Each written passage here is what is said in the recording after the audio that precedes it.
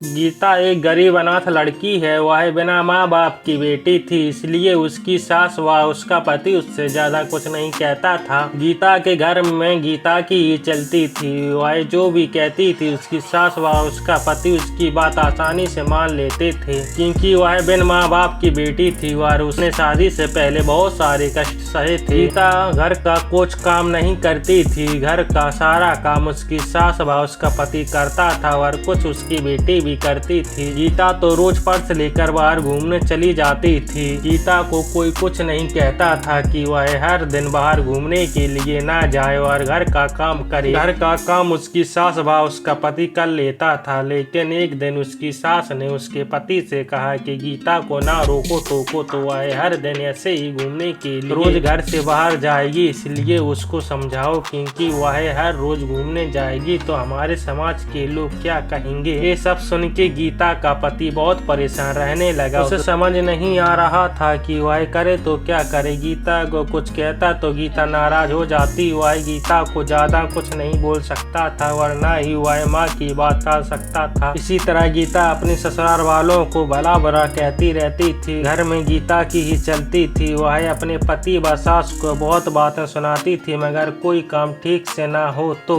वह डांट लगाती थी। फिर भी उसका पति और उसकी सास सारी बातें सुनते रहते थे, यह सोचकर कि कभी न कभी तो गीता को एहसास होगा कि हम उसे कितना लाड़ प्यार करते हैं। इसका यह मतलब नहीं है कि वह हवा में उड़ने लगे, पर यह बातें उसकी सास और उसके पति ने उसके मुंह पर नहीं कही थी। उन्हें विश्वास था कि कभी न कभी उसे इस चीज का एहसास होगा। एक दिन गीता अपनी सहेली सीमा से मिलने जाती है। वो दोनों काफी दिनों के बाद मिलती हैं। सीमा उसको सारी बातें बताती है कि कैसे उसका पति व उसकी सास उस पर कैसे कैसे अत्याचार करती हैं और उसका पति उसकी सास से कुछ नहीं कहता है। उसकी सास उसके पति को उसके खिलाफ भड़काती रहती है। वह कितना भी अच्छा काम करे फिर भी उसकी सास कुछ ना कुछ नोक झोंक निकाल ही देती है और उसका पति भी अपनी माँ का साथ देता है। यह सब सारी बातें सीमा ने गीता को बताई तो उसे एहसास हुआ कि वह अपने पति और सास के साथ कितना बुरा व्यवहार करती है। घर का वह कुछ काम नहीं करती है, फिर भी उसका पति और उसकी सास उससे कुछ नहीं कहते थे।